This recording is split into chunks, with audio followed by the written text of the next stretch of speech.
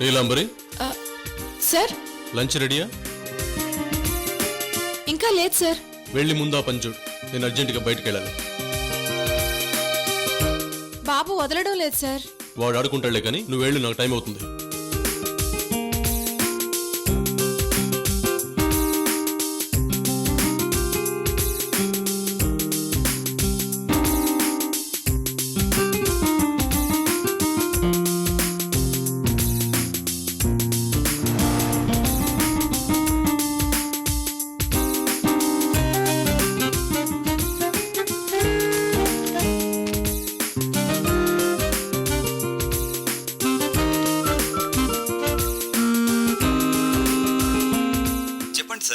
Stephen, details చెప్తాను, note చేసుకో. అలాగే సార్. Okay sir.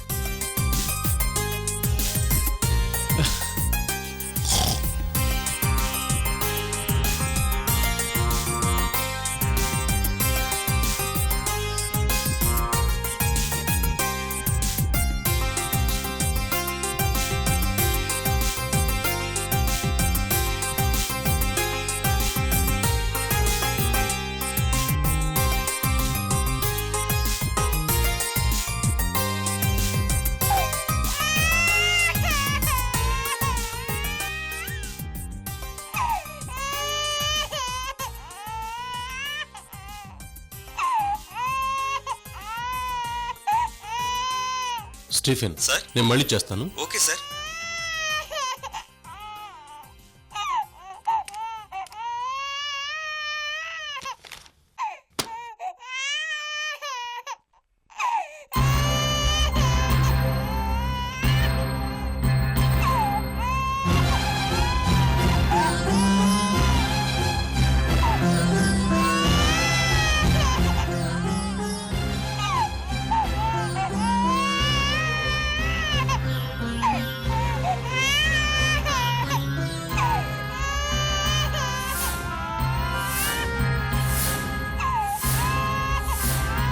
అయ్యో బంగారు తండ్రి, ఎందుకు నన్ను అంతలా ఏడుస్తున్నావు? నీలాంబరి. మేడం. బాబు ఏడుస్తున్నాడు అక్కడ, వినపడ్డం లేదా? మేడం, సార్ అర్జెంటుగా బయటకు వెళ్ళాలి, లంచ్ రెడీ చేయమన్నారు. రెడీ చేస్తున్నాను మేడం. నీలాంబరి రెడీయా? అవుతుంది సార్.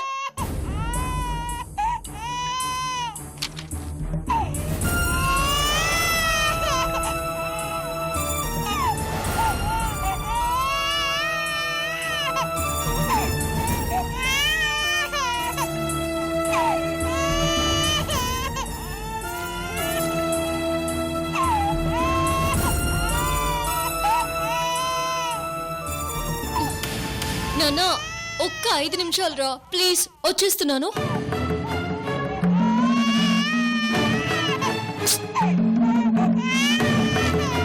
నాన్న ప్లీజ్ రా, నా బంగారు కదూ, అయిపోతుంది, వచ్చేస్తున్నాను.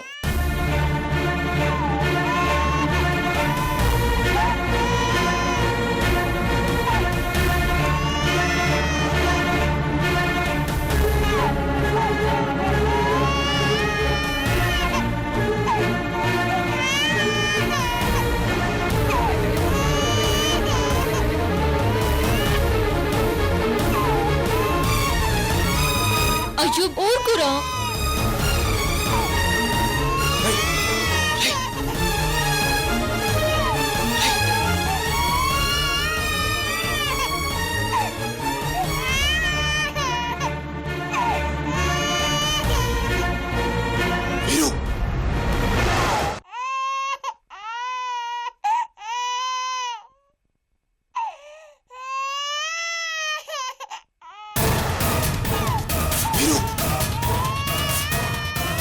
వద్దురా,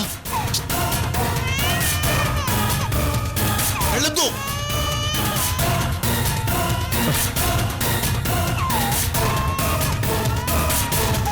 నాన్న వచ్చేస్తున్నాను, ఊరుకో ప్లీజ్. నాన్న ఇదిగో వచ్చేస్తున్నాను.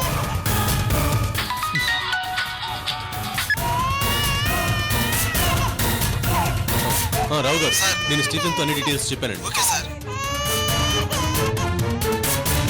నాన్న ప్లీజ్.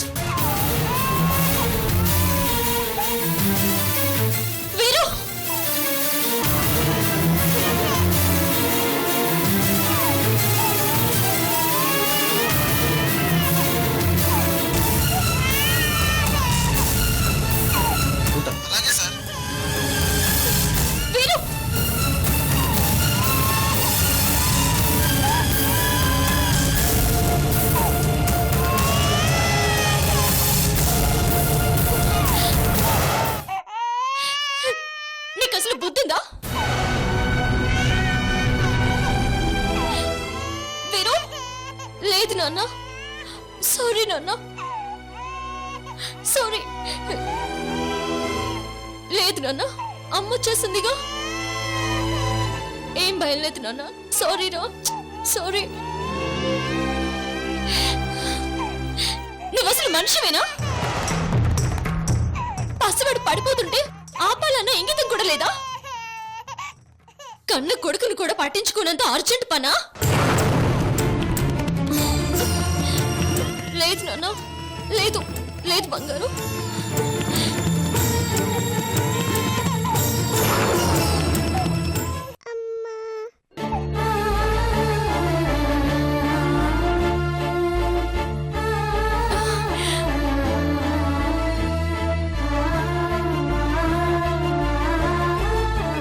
ఏంటి కన్నా? ఏమన్నావురా? మళ్ళీ అను.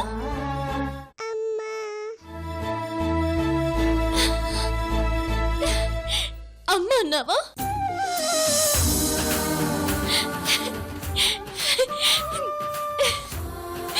సూర్య, చూసావా? వీడేమన్నాడు విన్నావా?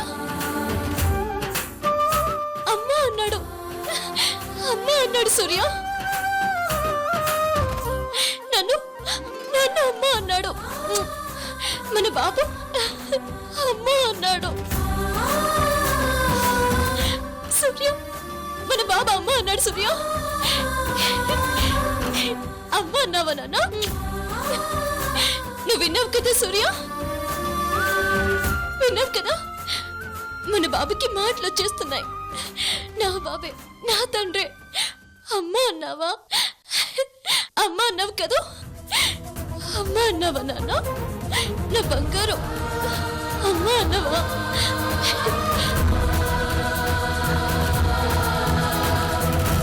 ఇది చూడాలనే అలేఖ్య ఇన్నాళ్ళు నేను ఎదురు చూసింది. నీలో ఈ తృప్తి ఆనందం చూడాలని నీతో పందెం కాసింది. ఇప్పుడు బాబు దగ్గరికి రాకుండా ఊరుకుంది. బాబు అమ్మా అని పిలిచిన ఆనందంలో మన మధ్య గొడవలు మర్చిపోయి మన బాబు అని నన్ను కూడా కలుపుకున్నావు. అది చాలా లేఖ్య. దీనికోసం నేనేం చేయటానికైనా సిద్ధం. మొదటిసారిగా ఈరోజు నీ తిట్లు బాధని కలిగించడం లేదు, తృప్తిగా ఉంది.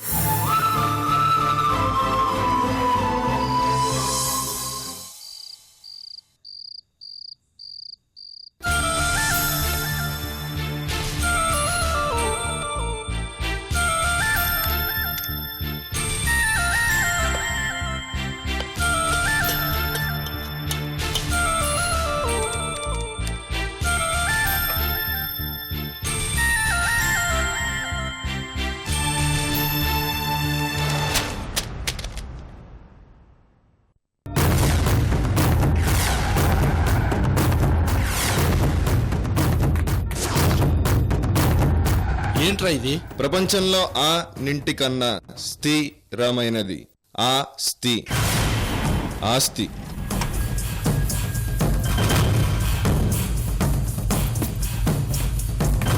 డబ్బు, ధనం, పైసా, మనీ, క్యాష్ ఎన్ని రకాలుగా పిలిచినా ప్రపంచాన్ని శాసించేవి ఈ రెండు అక్షరాలే. దీనికోసమే మనిషి గుండె లబ్బు డబ్బు అని కొట్టుకుంటుంది. అలా కొట్టుకోకుండా ఆగిందంటే మనిషి చచ్చినట్టు. నా దృష్టిలో డబ్బు లేనివాడు చచ్చిన వాడితో సమానం. చేపకి ఈత నేర్పించడం అంటే ఇదే.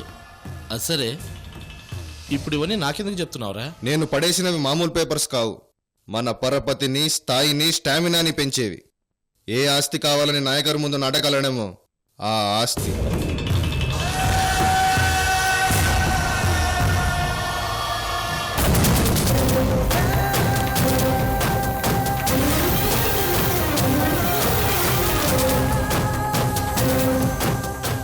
నాన్న, నీకు జీవిత సత్యం చెప్పనా? ఈ సృష్టిలో అన్నిటికన్నా తీయందేది? మధ్యలో మళ్ళీ బేతాళ ప్రశ్నలు ఎందుకురా? నువ్వే చెప్పు. ఉత్తి పుణ్యానికి వచ్చే ఆస్తి నాన్న. కాబోయే మావగారిని కారో బంగ్లానో అడిగేటప్పుడు అల్లుళ్ళ మొహంలో ఎంత రాక్షసానందం ఉంటుందో ఎప్పుడన్నా చూసావా?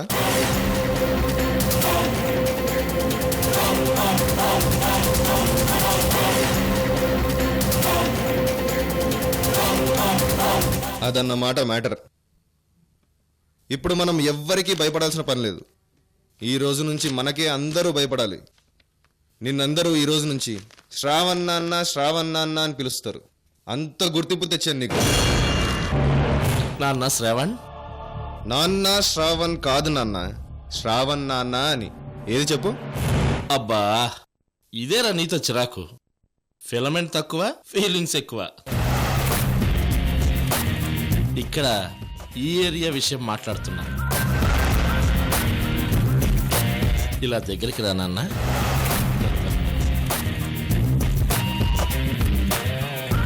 ఏ ఈ పని చేసి నేను ముద్దొస్తున్నానా?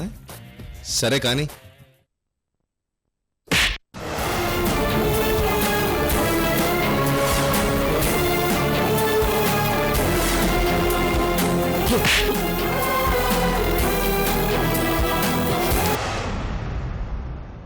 ఏంటన్నా ఎందుకు కొడుతున్నావో చెప్పైనా కొట్టు, లేకపోతే కొట్టైనా చెప్పు.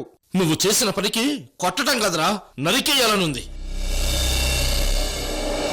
నీకేమైనా మెంటలా? ఆస్తి తెస్తే అడ్డంగా నరుకుతానంటావేంటి? అసలు ఏంటి బాధ? నా నోటితో ఎందుకు, నువ్వే చూడరా.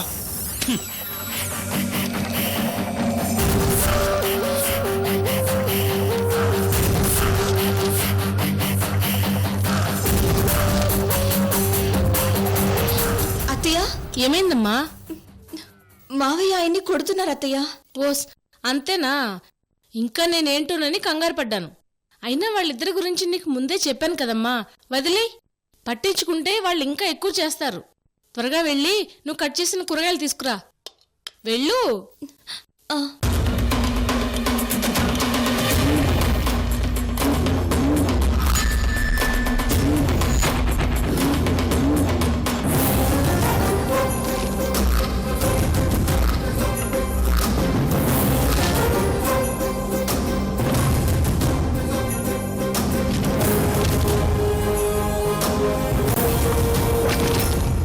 అయ్యో బాబాయ్, ఇదేంటి?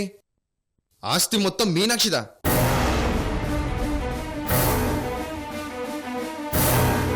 నానా, నాయకర్ మోసం చేశాడు. మోసం చేశాడు అనటం కంటే మోసపోయాను అనటం బెటర్. నానా, లేకపోతే ఏంట్రా?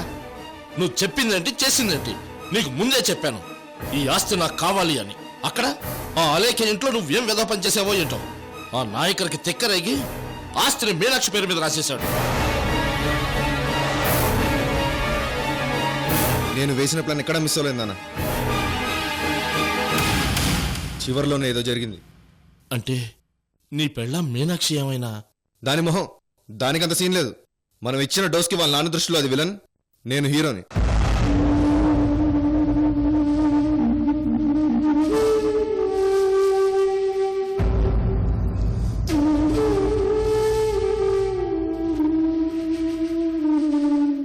మరి ఆ నాయకర్?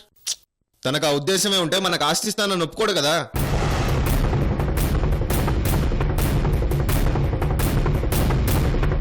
ఈ శ్రావణ్కి చెక్ పెట్టారంటే వాళ్ళెవరో చాలా తెలివైన వాళ్ళు. ఏదో బలమైన కారణాన్ని నాయకర్కి చెప్పుంటారు.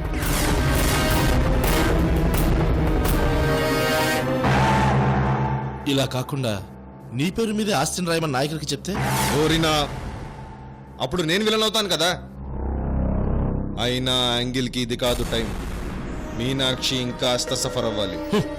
అయితే అప్పటిదాకా ఈ ఆస్తికి హక్కుదారుడివి కాదు, జస్ట్ కాపలాదారుడివి మాత్రమే.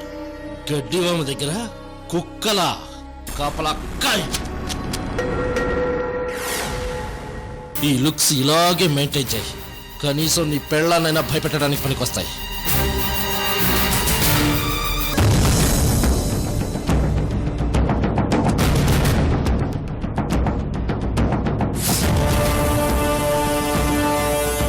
అరవమ్మావా?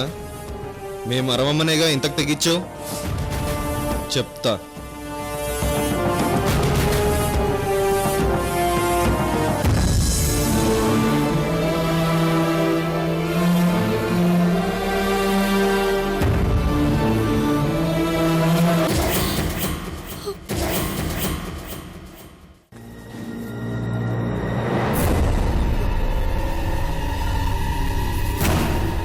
అత్తయ్య నాన్న ఆస్తిని నీ పేరు మీద రాశారేంటా అనా? ఏంటి ఇదంతా నాకెలా తెలిసిందా అనా? మీ నాన్నకి ఫోన్ చేసి నేనే చెప్పాను. ఆస్తి నీ పేరు మీద ఉంటేనే అదృష్టం అన్నాను. ఈ ఇంట్లో నువ్వు నాలా బాధపడకూడదనే ఈ పని చేశాను.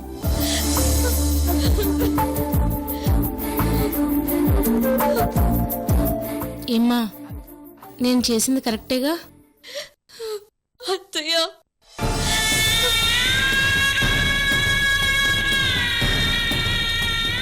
చూడమ్మా, ఆడదాని కన్నీళ్లు చాలా విలువైనవి. నువ్వు బాధపడుతూ కార్చే కన్నీళ్లు పుట్టినింటికి మెట్టినింటికి అంత మంచిది కాదు. నీకు నేనున్నాను. పద, అవతల కూర మాడిపోతుంది. పద.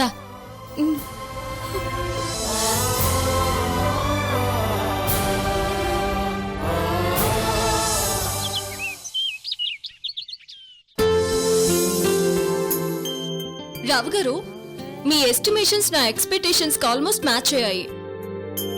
సో ఈసారి అవుట్పుట్ టార్గెట్ మీరే ఫిక్స్ చేయండి. All the best. అన్నట్టు ఎన్ని రోజులు నా పర్సనల్ పనులు పడి ఫ్యాక్టరీ వైపే రాలేదు. నా ఫర్దర్ కాన్సన్ట్రేషన్ అంతా ఫ్యాక్టరీ పైనే ఉంటుంది. మన ఎగ్జిక్యూటివ్స్ అందరూ రిలాక్స్ అయినట్టున్నారు. అందరినీ కాస్త స్పీడప్ చేయండి. ఓకే?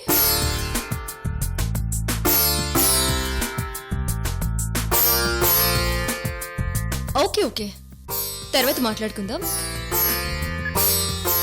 నమస్తే మేడం. నమస్తే అమ్మా. నమస్కారం. ఏం సింహాద్రి, ఎలా ఉన్నావు? తమరి దయ వల్ల అందరం బానే ఉన్నాం మేడం. చెప్పండి, ఏంటి విషయం? ఏం లేదు మేడం, పోయినేడాది మన ఫ్యాక్టరీలో ఘనంగా శ్రీరామనవమి ఉత్సవాలు జరిపించారు. నమస్కారం సార్. నమస్తే. ఈసారి కూడా ఆ రాములూరి కళ్యాణం కళ్ళారా చూద్దామని. ఈసారి పూజ గాని కళ్యాణం గాని చేయదలుచుకోలేదు.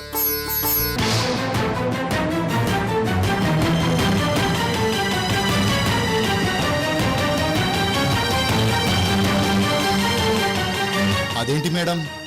అదంతే. ఆ రోజు ఎలాగో అందరికీ సెలవిస్తున్నాం కదా, ఎవరిళ్లలో వాళ్ళు చేసుకోండి.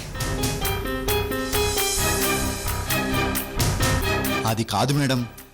ఇంకేంటి సంగతులు? ఇంకేం లేదు మేడం, ఇదే అడుగుదామని వచ్చాం. వస్తాం మేడం. మంచిది, బయలుదేరండి.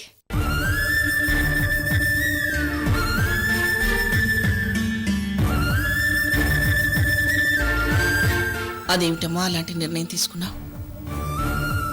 సీతారాముల కళ్యాణం అన్నది దంపతులు తప్పనిసరిగా నోచుకోవాల్సిన నోము లాంటిదమ్మా. చెయ్యననకూడదు. ఎందుకు చేయాలత్తయ్య?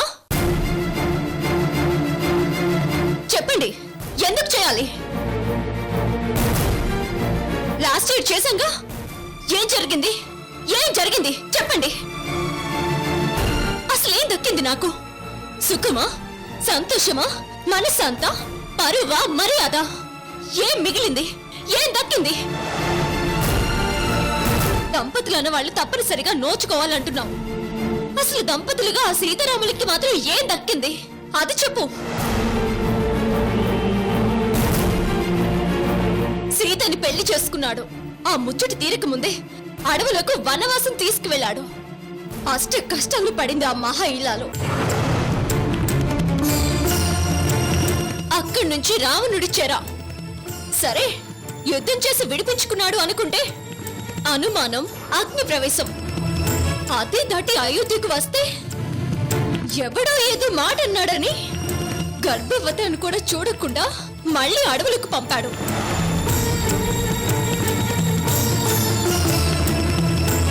అడవుల్లో బిడ్డల్ని కని ప్రయోజకుల్ని చేస్తే వాళ్లను మాత్రం తీసుకొని ఆమెను మాత్రం భూ ప్రవేశం చేయించాడు. ఇక వాళ్ళు కలిసిందెప్పుడు, సుఖపడిందెప్పుడు?